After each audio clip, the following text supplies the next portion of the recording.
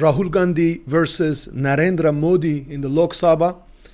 In this video, we're going to look at what's at stake from a spiritual perspective. In this video, I'm going to talk about a very interesting episode that took place in Lok Sabha, the Indian Parliament in Delhi, very recently on July 1st, when the leader of the opposition, of the newly instated opposition after the recent national elections, Rahul Gandhi, the leader of Congress Party, he had a strong speech, a very ferocious speech, where he attacked Narendra Modi and the ruling BJP party. And this must have hit a nerve because several leading BJP politicians, including Modi himself, saw the need to stand up and to respond. And what was special about this particular speech is that it was not about day-to-day politics. It was not about, ministerial positions or cabinet decisions or anything like that. It was about a spiritual question. It was about the essence of Dharma and Adharma, the essence of what's the right path from a spiritual perspective, from a divinely inspired perspective, and who has a right to defining that or to monopolize that or to claim that. So let's have a look at the speech. I don't have here an actual video, but the video is not very cohesive, the video that exists, but there's a picture which shows you a little bit. So in this speech, Rahul Gandhi stood up and he showed pictures of great divine and spiritual figures. He showed pictures of Lord Shiva and of the Lord Jesus Christ. And he showed pictures of Guru Nanak and others, and other leaders or messengers of authentic spiritual traditions. And he spoke about some, in some quite strong words about how there is no monopoly on claiming to speak for the right path, speaking for Dharma, as the BJP and their associated movements and parties, the RSS, the Hindutva, and so on and so forth, proclaim to do. So he even went as far as saying, you are not Hindus. You are not Hindus for trying to monopolize what it means to live the divine life. Instead, there is all of these other traditions which are authentic and true traditions. And they have just as much truth in them. The words of the leaders of the inspired and divine leaders of these traditions have just as much truth as the tradition that you proclaim to present. Now, this is a very interesting question, and it's not just about Indian politics. It's actually much broader than Indian politics, which is why I think everybody should have an interest in understanding what's going on. So the proponents of the BJP and the movement of the BJP, they proclaim to stand for something that's called Sanatana Dharma, which is the timeless or eternal spiritual teaching and the eternal truth. And they proclaim that this Sanatana Dharma exists solely in that specific interpretation of the Hindu tradition and a very narrow understanding of what the Hindu tradition is. And Rahul Gandhi, who basically prepared for years to step up, and it seems like he's gradually, slowly getting there. He's getting ready to stand up and step up to his destiny, which is great destiny, very interesting destiny, obviously, which he has as the son of Sonia Gandhi, Rajiv Gandhi, and so on. You can look into the history of the Nehrus and so on, of the whole history, of the whole background, which is very interesting from a karmic perspective. But that's not what I'm talking about here, because no matter who your family background is, no matter what kind of weight you have, what kind of karmic inheritance you have, at the end of the day, you have to carry the mission that the divine, that God has given you in your particular incarnation. And Rahul Gandhi's mission is very clearly here to bring back into awareness and into consciousness what it actually means to follow Sanatana Dharma, the timeless Dharma. Because you have to know, there are, apart from these, very loud voices that right now are monopolizing and claiming this timeless Dharma for the particular Hindu or Hindutva type of movement, there is another tradition.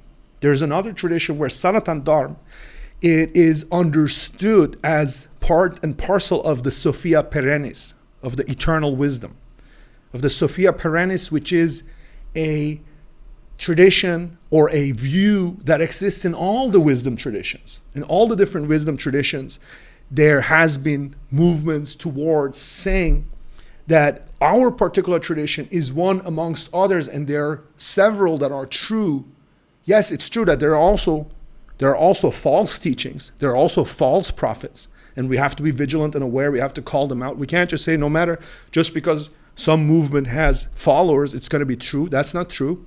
We can sense, we can open our spiritual awareness, and we can sense the ones that are true. But when we do, and when we open our spiritual awareness, we will be able to tell that the teachings of the Lord Jesus Christ are every bit as true and as full as the teachings of the Lord Krishna. If you are from this particular tradition, you will be able to see that and to sense that, and you will be able to know that. And this is what Rahul Gandhi has been speaking for here in this speech. And it's interesting to look at his chart. I think we should have a look as well at his chart to see what the stars have actually given him into the cradle, so to speak, because that's what the astrology really shows us. It shows us the parameters of destiny. So when we look at the chart of Rahul Gandhi, you can see this here, and we have a pretty good idea of the exact time, 2:28 p.m. And in India, everybody knows about this, so people are going to always record the exact time, and it's going to be much easier, generally speaking, to get confirmed birth times.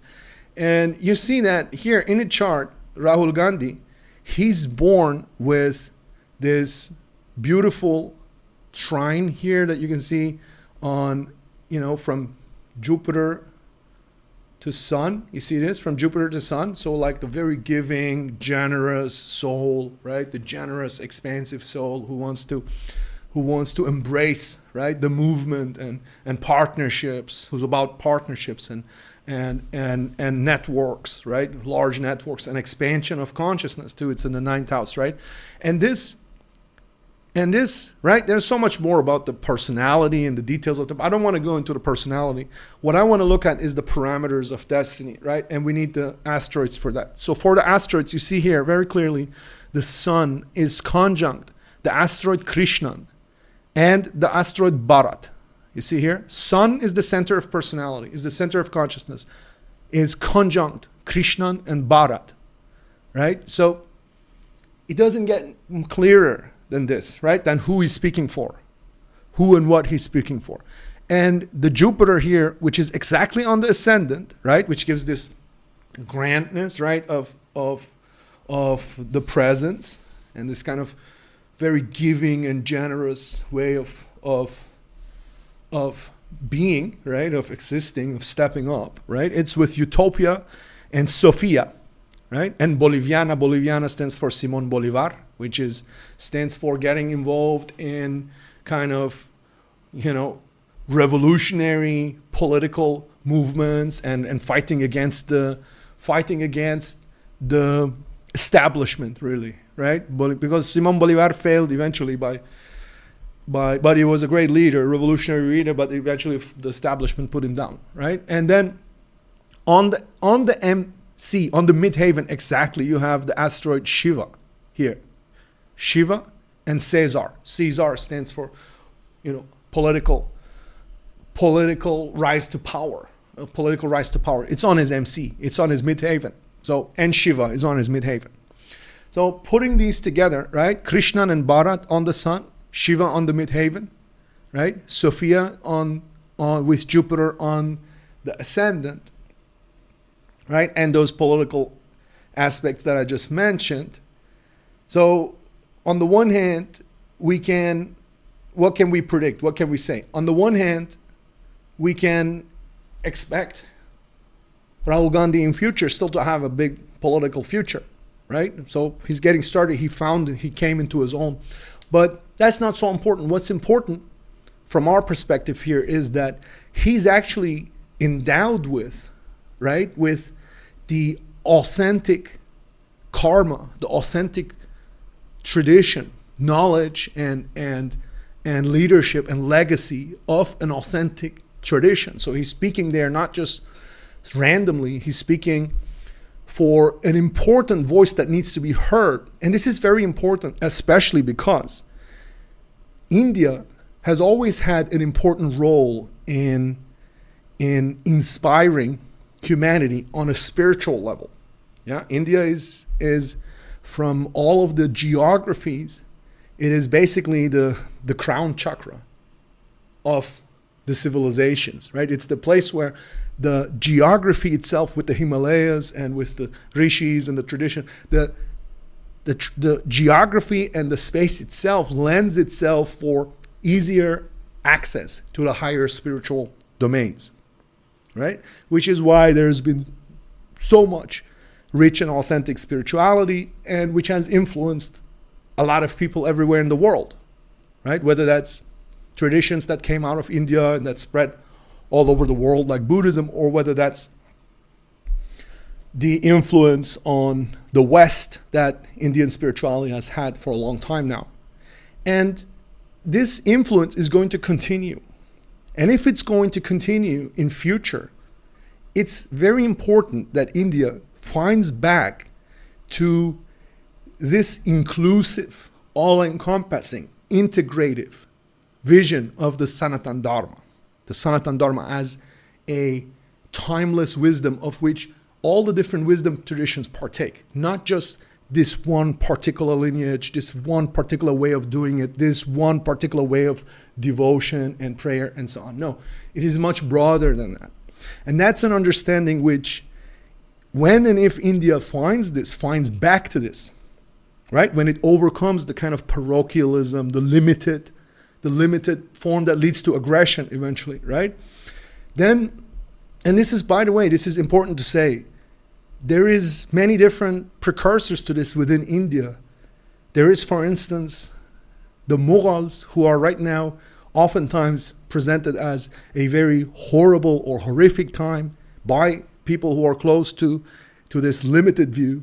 Even within the Mughals, there was someone like Akbar who instated something called Deen-e-Ilahi, which was a form of eternal, timeless wisdom. He had rishis, priests, Zoroastrian, Christian, Buddhist, all of these people, Brahmins. He had them at his court, and he had them together to come together to create an integrative vision. This is not ecumenism.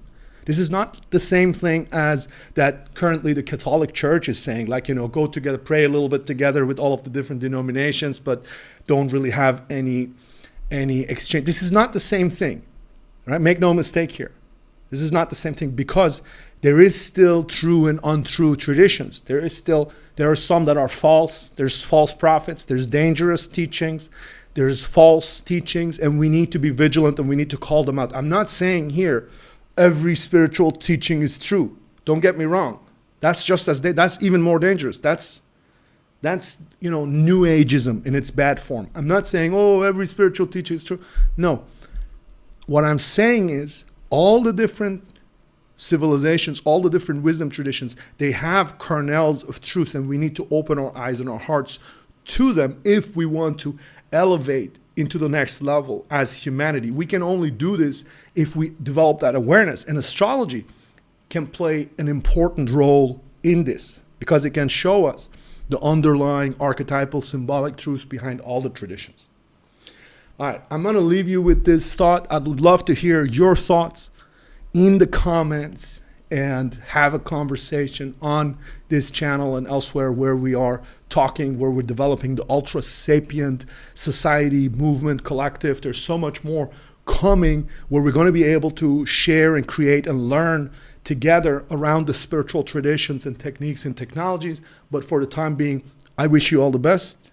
Be blessed.